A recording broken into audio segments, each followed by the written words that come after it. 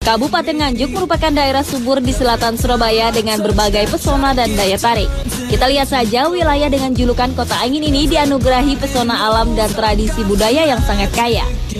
Kali ini Mr. Tukul tertarik untuk pelesiran ke destinasi mistis kota ini yang kabarnya sangat menarik. Penasaran cerita lengkapnya? Ikuti jalan-jalan Mr. Tukul sesaat lagi.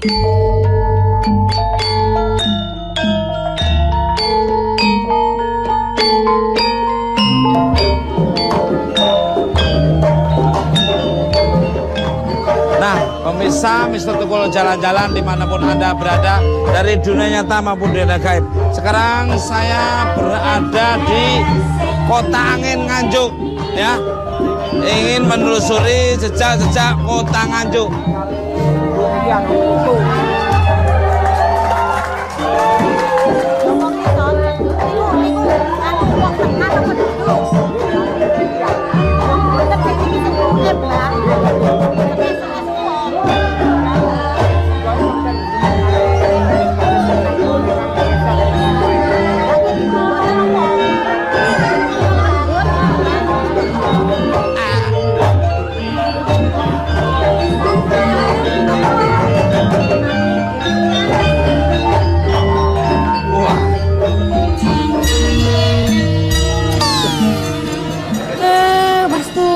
Dari tadi lincah banget.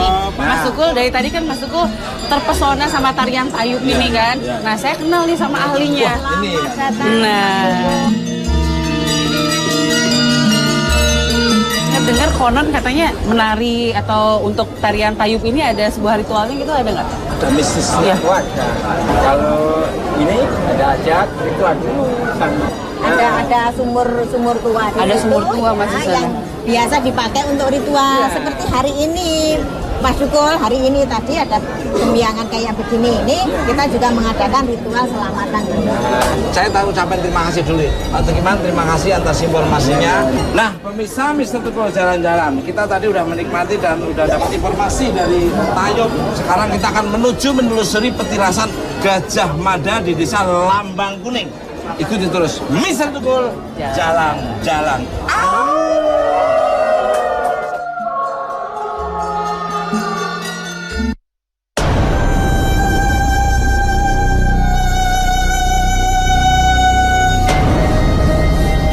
Pemirsa, siapa yang tak kenal dengan Gajah Mada? Tokoh agung yang dikenal dengan Sumpah Palapa. Sebuah sumpah tidak akan menikmati kenikmatan duniawi sebelum menggenggam seluruh wilayah Nusantara dalam satu kesatuan. Kini Sumpah Mahapati itu menjadi kenyataan.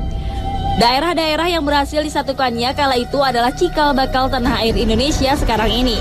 Selain meninggalkan sumbangsih yang besar untuk kita, Gajah Mada juga meninggalkan sebuah misteri. Sampai sekarang belum ada seorang pun yang mengetahui letak pasti makam Gajah Mada. Ada sebagian masyarakat percaya Gajah Mada tidak mengalami kematian, tapi dia moksa dengan meninggalkan petilasan. Di Nganjuk sendiri sebenarnya ada beberapa tempat yang dipercaya sebagai petilasan Gajah Mada. Salah satunya adalah di Desa Lambang Kuning, Kecamatan Kertosono.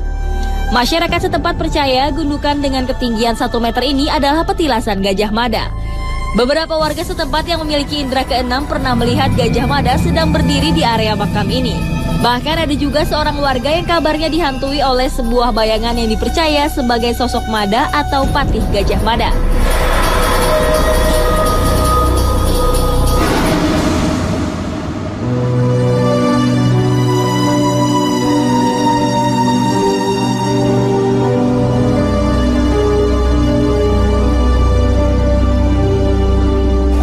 Ini dia nih paling.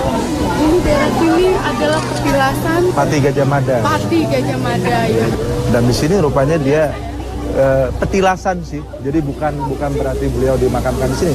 Tapi tempat ini adalah tempat yang kerap kali dia kunjungi sebelum dia beliau mukso ya, atau kata orang ini menghilang begitu ya. Mustinya kan. Selamat sore Bapak. Oh iya. Ada yang bisa saya bantu Pak Mulyoko? Dengan Bapak? Pak Mulyoko. Pak Mulyoko. Pemangku adatnya. Oh iya, situs iya, petilasan. iya, Pak. Ini petilasan ini sendiri ditemukan itu kapan Pak? Kalau kemudian ditemukan, dirapikan seperti ini? Ya, mulai tahun 99. Sebelumnya Sebelumnya sini kan dikenal dengan nama Mbah Budo atau Mpu Mada. Patih Gajah Mada setelah tidak menjadi patih baru ke sini. Beliau menyamar menjadi nama Mpu Mada atau Mbah Budo. Jadi beliau menyamar menjadi rakyat biasa. Betul, ya. Mahapatih Gajah Mada. Pengen lihat, boleh Pak? Silakan, mari. Boleh, Ya, boleh, silakan. boleh.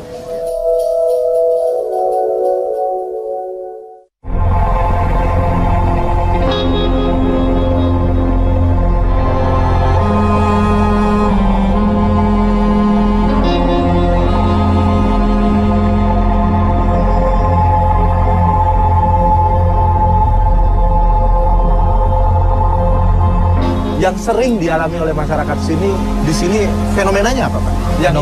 Fenomenanya itu sering terjadi perwujudan yang kepalanya nyun sewu pelontos seperti ya, berjubah putih. Beliaunya sering istilahnya menepi tapi di atas pohon. Jubah putih Pak. Jubah putih. Nah, kalau sebelah sini ini tempat apanya Pak? Ya ini masih diperkirakan bisa petilasan Gajah Mada, bisa makamnya Gajah Mada yang dulunya ini. Gimana kalau kita langsung naik ke atas aja Pak Leo? Boleh. Mari. Penasaran Ya, nih ya. ya, monggo, iya.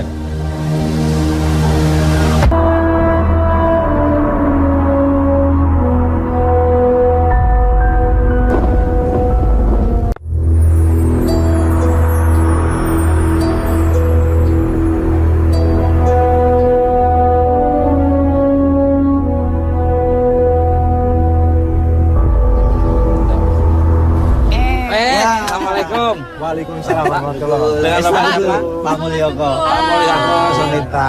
Risa. Pak Mulyoko ini sudah berapa tahun dinas di sini? Sudah 14 tahun. Subhanallah. Ya. 14 tahun. Nanti sudah pengalaman dan sering dapat kabar-kabar dari warga maupun pengunjung ke sini. Iya, betul. Seperti apa misalnya kabar-kabar dari pengunjung maupun warga di sini? Mitosnya, Ya. kalau di sini sering terjadi penampakan. Terus di sini juga ada semacam apa itu harimau putih. Oh, iya. Dijaga oleh harimau putih dan seekor ular naga yang besar menjaga petilasan ini. Nah, kayaknya sepertinya kita lebih asik kalau naik ke atas. Mari, silakan, mari. Ya, Ya, kita. monggo. Monggo, silakan.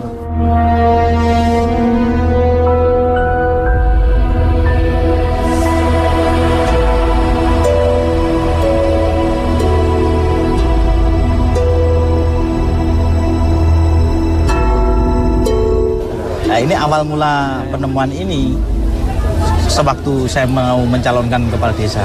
Kita kan ritual di sini selama 4 bulan ya, Pak. Siang puasa, malam ritual di sini.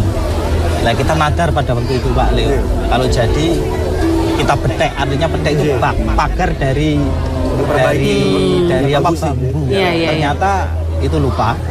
Oh, Bapak lupa. Selama 2 tahun kita dikejar bentuk langsung berupa sosok yang mengaku dirinya, bahasa Jawanya aku ki modo. Ya, begini, Nun Sewu, saya luruskan dulu. Betul Bapak punya nazar, betul kalau kemudian seseorang yang bernazar kalau kemudian tidak terpenuhi tentu akan ada timbal baliknya.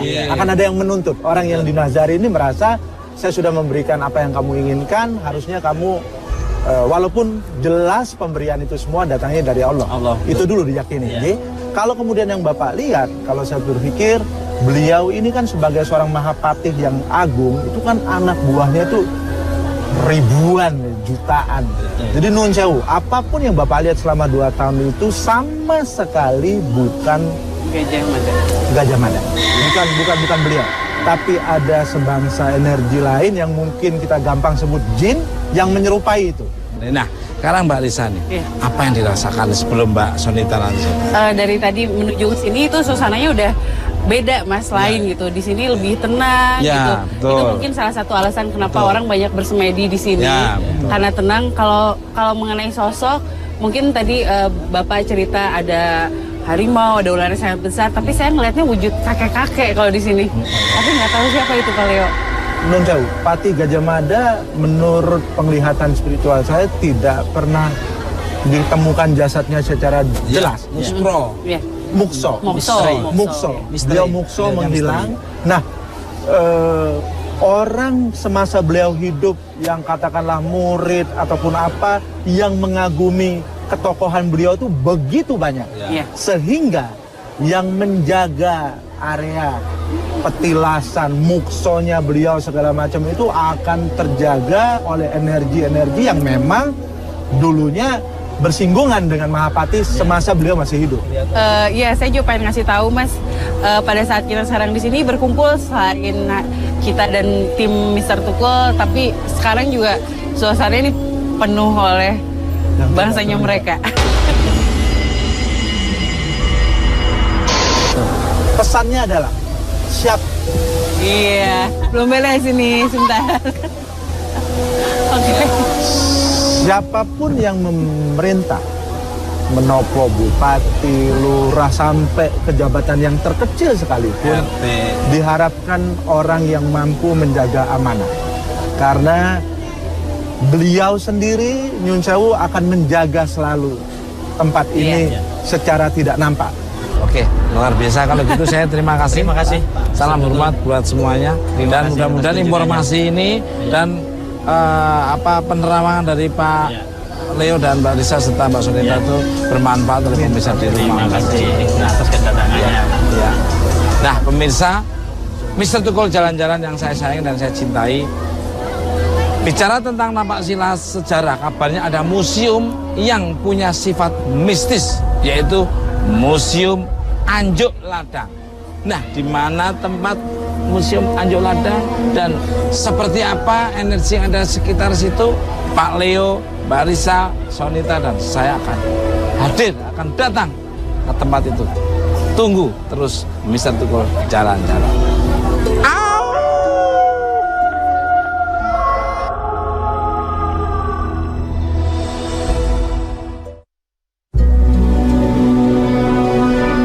Pelesiran Mr. Tukul dilanjutkan ke objek bersejarah lainnya. Tepatnya di jantung kota Nganjuk berdiri sebuah museum yang menyimpan berbagai peninggalan dengan nilai sejarah tinggi. Di area bangunan dengan gaya joglo ini terdapat benda-benda sejarah seperti prasasti, linggayoni, tembikar, dan benda cagar budaya peninggalan kerajaan Daha. Konon benda-benda tua yang tersimpan di museum ini memiliki energi yang sangat kuat. Bahkan energi tersebut sempat membuat interaksi dengan penjaga museum.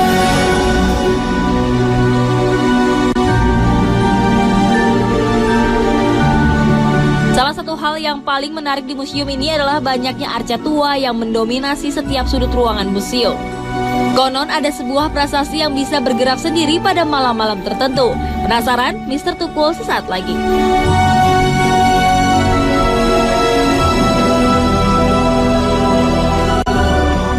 Jalan-jalan dimanapun Anda berada, dari dunia nyata maupun dunia gaib di seluruh alam semesta.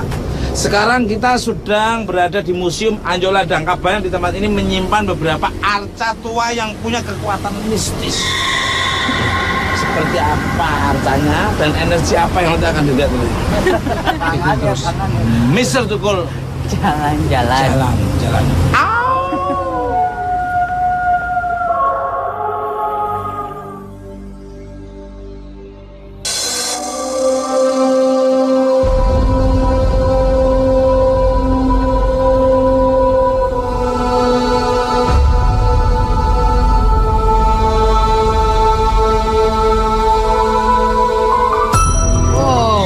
Pemirsa Mr. Tukul Jalan-Jalan. Mas, buka sendiri pintunya.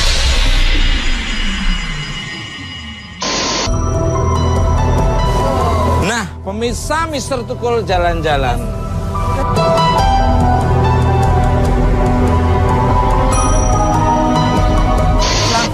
Pintunya buka sendiri merinding, Risa. Oh. Nah, ini apa nih Pak Leo nih dan Mbak Risa nih? Saja dulu. Nah, apa nih tiba-tiba mereka merasa kayak welcome, silahkan kamu. Iya, itu benar apa yang kata Mas Tukul bilang. Jadi mungkin sebelum datang ke sini juga kita udah sowan-sowan dulu gitu. Terus yang di sini juga welcome gitu. Apalagi maksud dan tujuan kita baik ke sini, Mas. Pak Leo sendiri, ini ada makna atau arti apa ini sebenarnya? Ya sudah jelas bahwa ini bangunan berisi kumpulan benda-benda yang berasal dari zaman dahulu ya. Jadi otomatis apapun yang dihasilkan pada zaman itu mempunyai nilai magisnya sendiri-sendiri. Bayangkan kalau satu begitu, ini kan kumpulan dari begitu banyak. Satu ruangan. Amazing, luar biasa. Kalau dari Mbak Sonita sebelum masuk ini, udah siap kamu untuk masuk sana? Siap Mas, saya tenang nih, ada Pak Leo, ada Mbak Sarah, tenang aja Mas. Saya pengen sebenarnya lebih tertarik bagian belakang museum Mas. Kalau gitu saya mau izin bawa Sonita ke belakang. Saya pamit dulu ya, Mas. Ya. Terima kasih.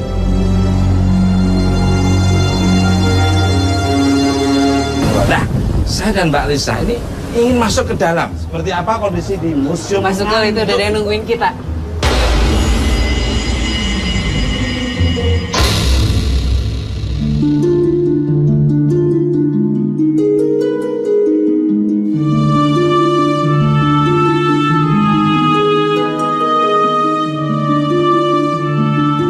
Mas Sukul di sini tuh Anget. ya, Panas. kerasa ya, Panas, langsung panas. Ya, di Ya. sini panas. Iya. Panas. Ini- Ini bener, ini aku nggak main-main loh. Mas, di kiri Mas Sukul ada benda, di sebelah kanan Mas Sukul ada, di sebelah kiri juga ada. Dan setiap benda yang ada di sini itu ada penjaganya Mas. Ada perempuan, ada laki-laki. Saya melihat sosok ini kayaknya kakek, bentuknya sih apa, sosoknya kakek-kakek, memakai baju serba hitam dan seperti tengah membimbing kita.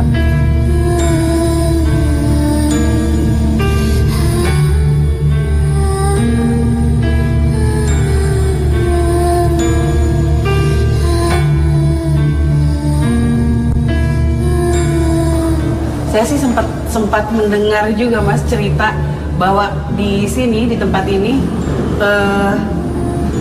Apa? katanya bahkan memasang jam dinding pun itu selalu mati dan mati sampai 4 kali, dan ternyata setelah diselidiki itu ternyata mereka yang ada di sini menolak ada jam yang mungkin jam itu kan barang baru ya Mas ya, Ya. tidak berasal dari abad keberapa apa, Ya. dan mereka anggap itu sesuatu yang tidak penting gitu. Ya.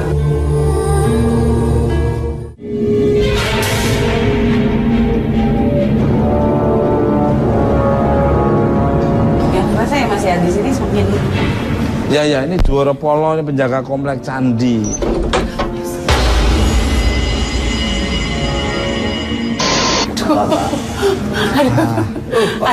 Kaget-kagetin aja. Ada yang bisa saya bantu Pak Tukul? aduh. Sini Pak Patrick. Jadi maaf dengan Pak siapa? Saya Pak Joko Kendil. Pak Joko.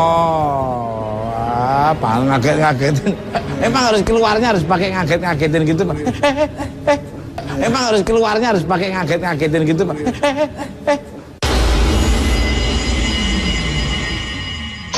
Bisa nutup sendiri. Maaf Pak, menurut informasi atau kabar dari orang lain atau pengunjung, apa yang pernah terjadi di sini Pak? Wah, macam-macam Pak Tukul.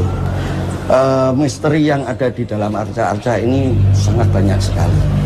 Sering biasanya orang atau lebih-lebih anak kecil yang kurang, artinya ada etika tata krama. Oh, sopan santun. Sopan santun itu kadang-kadang terganggu. Diganggu malah ya. Misalnya ngalami apa aja? Ya nangis, kemudian ada yang apa itu semaput, itu kalau bahasa Jawa, bahasa Kerasukan. Indonesianya Pingsan. itu ketika pada waktu salah satu arca kita bawa pameran di gedung Museum Tugu Pahlawan, itu juga ada yang mendekat arca itu tahu-tahu dia pingsan. Yang mana aja yang mana? Arca yang ada di sana.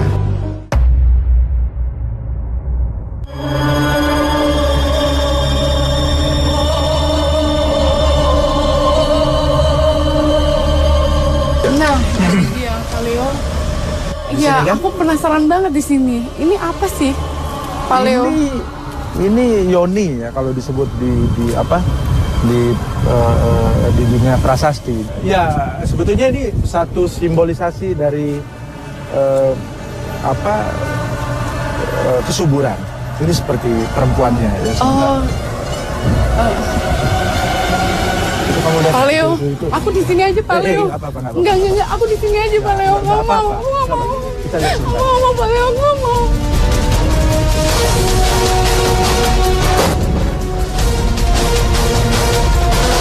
di luar ini ya, saya ngelihat ada sosok tinggi besar di pojok situ. Iya, sebentar. Ini sosok tinggi besar di situ dan kelihatan sekali, ini banyak sekali. Saya agak kaget, kita bahas ini, fokus saya ke kemari, tetapi vibrasi dari belakang tuh kencang.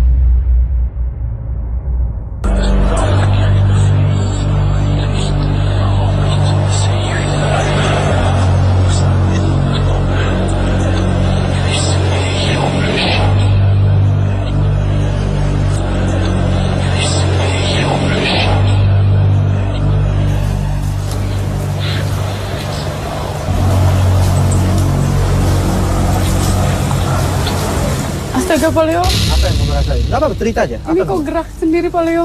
Ya nggak apa-apa, udah diam. Apalagi? Pak Leo kok ini getar gini maksudnya apa ya? Di mana? Getarannya di mana? Di tangan aku. Pak Leo, ini apa ini Pak Leo?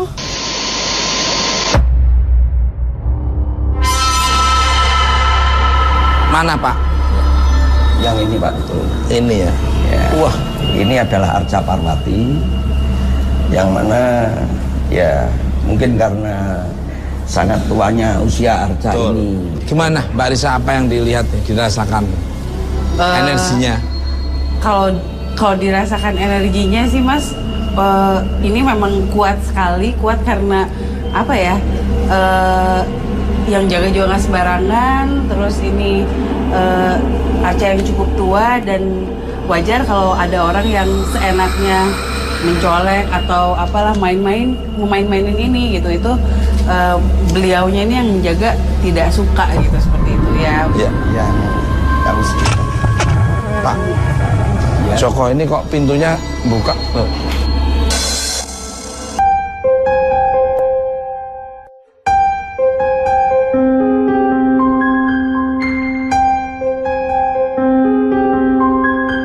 Luar biasa sekali. Gimana? Seru ya. Penelusurannya gimana? Apa yang Saya itu- bisa itu- di-share kepada pemirsa? Bahwa kekuatan yang di belakang ini memang merupakan satu kumpulan ya seperti tadi saya bilang kan Mas, ada Sebelah sini deh. barang-barang benda-benda tua yang berusia ratusan tahun dikumpulkan dalam satu ruangan di sini, sehingga di belakang walaupun dia di udara terbuka tapi ya energinya begitu kuat dan wah luar biasa. Saya perhatikan di setiap arca punya bentuk dan makna berbeda. Bisa dijelaskan? Monggo nih Pak Joko. Begini, ada yang namanya Ganesha, Ya. ada Parwati, Iya. juga ada Lingga, ada Yoni. Jadi kalau Ganesha itu mesti berbentuk seperti gajah. Iya. Itu adalah anak daripada Siwa. Nah, itu anak dari Siwa. Itu adalah, kalau orang dulu mengatakan itu adalah dewa ilmu pengetahuan. Iya. Nah, kemudian Parwati itu adalah istri dari Siwa. Nah, jadi memang dalam kehidupan ini di Kabupaten Nganjuk ini dulu berdiri dari Kerajaan Pusendok.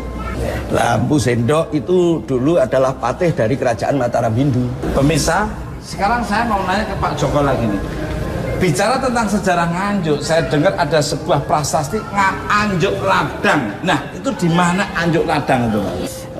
Tiruannya sekarang dipasang di depan di museum depan ini. itu. Ini prasasti Anjuk Ladang atau prasasti Jaya Stamba. Tapi walaupun itu tiruannya, saya penasaran sih Mas Tuko, pengen lihat kayak gimana bentuknya. Gimana kalau kita lihat aja? Nah, pemirsa, seperti apa bentuknya? Ikuti terus. Mr. Tukul, jalan.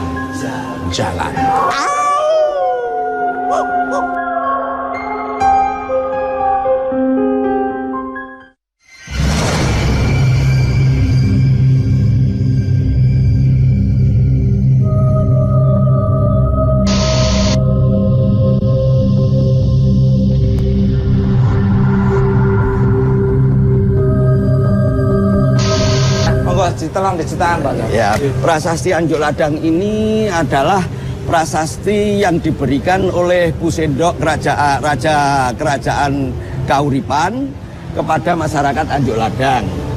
Karena pada waktu perjuangan Pusendok Mataram melawan Sriwijaya dulu, dibantu oleh masyarakat Anjuk Ladang. Ya, kalau dari Pak Leo sendiri ya, Bayangkan orang, ini kan replika. Iya. Jadi kita bicara prasasti yang aslinya saja sudah jelas ininya, yang replikanya saja saya yakin sudah menyimpan misteri energi tersendiri gitu. Jadi memang betul Pak Leo. Jadi menurut cerita yang jaga malam di sini, ya, ini batu itu betapa beratnya. Kalau berbicara masalah misteri, katanya kadang-kadang batu ini juga pernah bergerak. Nah, kalau dan Mbak Risa sendiri, monggo. Iya. Walaupun ini replika, tapi saya melihat sih ada penjaganya, Mas. Ada penjaganya. Ini begitu Mbak Risa lagi menerangkan, Pak Leo itu nunjuk-nunjuk kereta itu Ada yang sedang melihat ke sini. Iya. Bicara tentang prasasti ini, saya dengar sebuah candi bernama Candi Lor.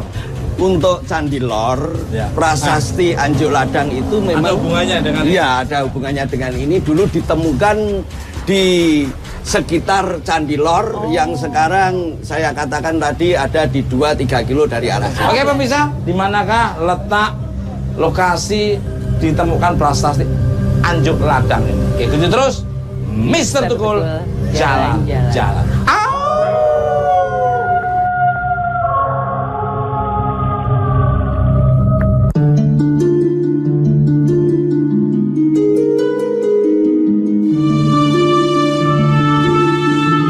Pemirsa, setelah mencari tahu tentang seluk-beluk prasasti Anjuk Ladang, Mr. Tukul penasaran mengenai area Candi Lor, tempat ditemukannya prasasti Anjuk Ladang. Candi dengan konstruksi batu bata merah tersebut adalah sebuah monumen cikal bakal berdirinya Kabupaten Nganjuk. Menurut sejarah, candi ini dibuat oleh Empu Sendok pada masa Mataram Hindu pada tahun 937 Masehi. Latar Empu Sendok membangun candi ini adalah simbol jasa rakyat Anjuk Ladang dalam peperangan melawan kerajaan Melayu. Kini bangunan yang masih berdiri selama berabad-abad ini meninggalkan sebuah aroma mistis. Kesan mistis candi ini semakin bertambah dengan adanya pohon kepuh yang menurut literatur telah ada semenjak 1866. Kabarnya kerap dijumpai penampakan resi tua dan ular naga yang melingkar di seputaran candi ini. Penasaran? Mr. Tukul sesaat lagi.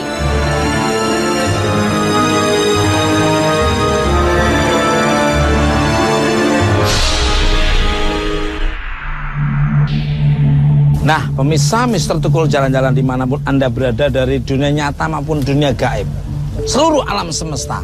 Sekarang saya sudah berada di tempat prasasti Anjuk Ladang. Nah, konon katanya ada penampakan ular yang sangat.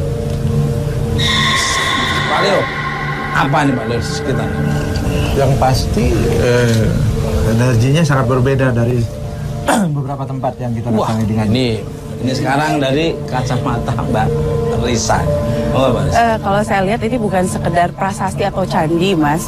Tapi jika lihat dengan mata berbeda, ini terlihatnya seperti sebuah kerajaan di mana di dalamnya tuh bisa kelihatan dari luar aja sudah berjejer seperti panglima.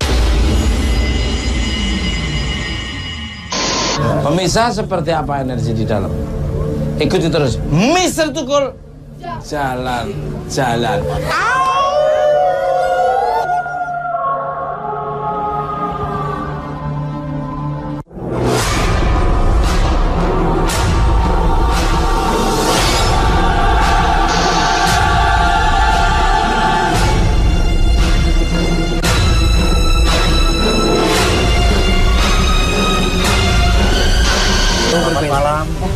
Malam, assalamualaikum. Bisa saya bantu? Assalamualaikum. Waalaikumsalam.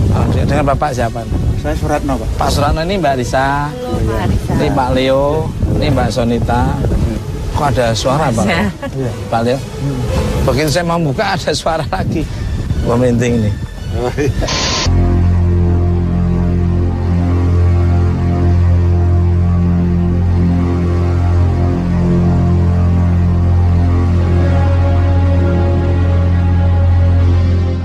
Nah, ini sejarah Candi Lor itu seperti apa ini? Mungkin pemirsa di seluruh alam semesta pingin. Oh iya. Ya, terima kasih. Ini nama aslinya sebenarnya bukan Candi Lor tapi Jaya Stamba, yang artinya adalah Tugu Kemenangan. Monumen kemenangan Kusendo perang dengan lawannya dari Kerajaan Melayu. Ya, Pak Leo dan Mbak Risa, Mbak Sonita, apa rasakan? Saya kalau melihat dengan penglihatan saya bahwa ribuan tahun yang lalu tempat ini juga termasuk pusat perperangan. Jadi menandai kemenangan sekaligus pernah terjadi pertumpahan darah. Kemudian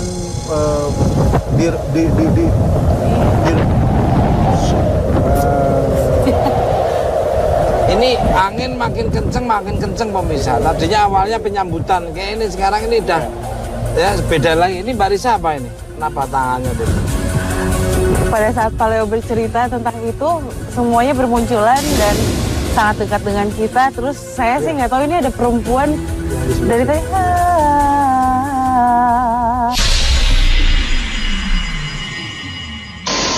Ini kan begini ya, konon tempat ini ya, satu tempat bersejarah juga kita dari turun terutama apa ini yang jaga sini itu memang pada awal datang kemari itu begitu membuka gerbang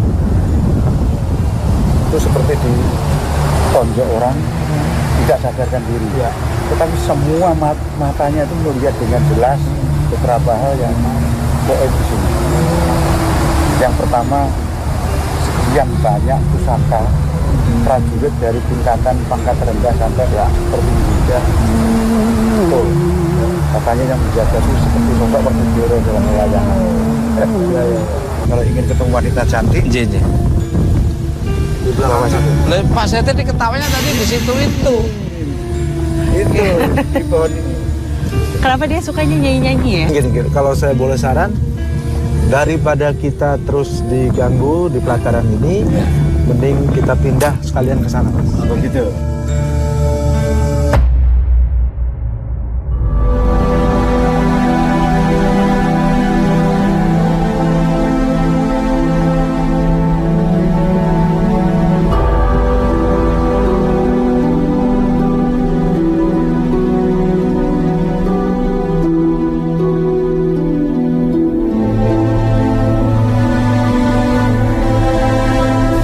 Risa nih, ada sosok apa sebentar Mas? Jadi gini Mas, yang saya lihat memang pada saat kita belum datang ke sini, ini adalah sesuatu tempat yang cukup sakral sih. Ini tonggak sejarahnya kota Nganjuk ini dan pada saat saya, Pak Leo, terus ada beberapa dari tim yang datang ke sini dan notabene kami bisa berkomunikasi dengan mereka. Itu tiba-tiba banyak banget dari luar, dari mana itu berdatangan ke sini dan ramai sekali. Satu hal yang ingin saya pertegas dari mereka bahwa angin, kalau teman-teman semua merasakan, frekuensi angin ini kalau kita hitung dengan alat ukur waktu ataupun menit, dia akan ada di interval setiap 7 menit sekali. Dan angin ini sebetulnya, kalau mungkin ada alat peraga atau apa, angin ini sebetulnya muter. Jadi dia seperti nyapunya tuh. Dan hanya di sekitar sini ya Pak Leo ya? Iya, hanya di sekitar sini. Gimana Pak? Dari penduduk setempat maupun orang yang berkunjung ke sini, pernah terjadi apa? Pernah melihat sosok apa? Ya hanya menampakkan diri saja. Hanya nampakkan diri saja. Hanya yang terakhir ini penjaga yang masih baru juga itu dinampaki sosok yang sangat menyeramkan. Buruk. Tapi menurut saya Pak, siapapun yang diperlihatkan di sini selalu jangan memperlihatkan ke orang-orang yang memang kebetulan mempunyai niat yang tidak baik. Gini lah, akhirnya di perjalanan kita di Nganjuk ini beberapa tempat memang yang sangat disayangkan, semua peninggalan sejarah itu menyisakan cerita yang begitu heroik. Ya Pak? Iya. Penuh dengan unsur nasionalisme dan lain sebagainya. Tetapi sejarah tinggal sejarah. Dalam artian generasi kita, apapun itu, menjadi orang-orang yang tidak pernah, seakan tidak ingin dan tidak mau peduli. Tugas kita lah, mau siapa lagi gitu ya. Bahwa ini kita harapkan sejarah itu.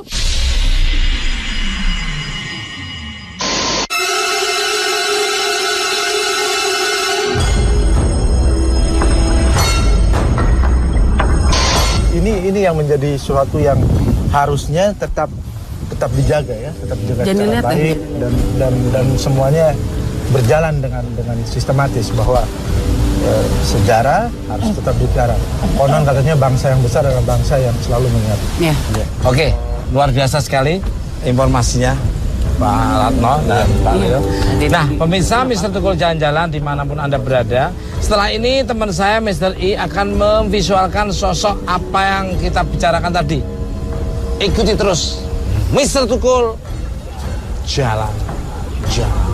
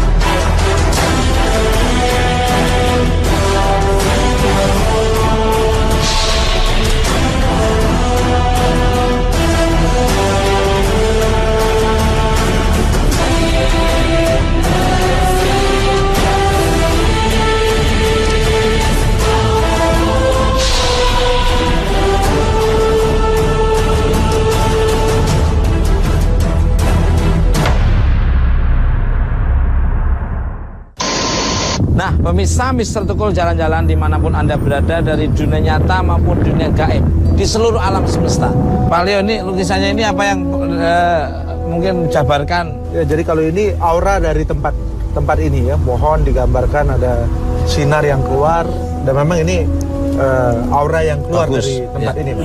Kalau ini macan ini mungkin datangan ya, yang sifatnya dia tidak menetap di sini, tapi mungkin terpanggil ya, tadi saya bilang karena energi ini. Kalau ini ular yang tadi mungkin Risa juga lihat ada di bagian sini gitu ya. Jadi ini memang apa yang tergambar di tempat ini ya ini dari lukisan. Ini kalau ini pusaka ini Pak Leo? Kalau ini ya ini dari datang, macan yang datangan. Datang ya. Oke. Bukan penunggu penetap di sini gitu. Nah, ini yang dilihat Mbak Risa.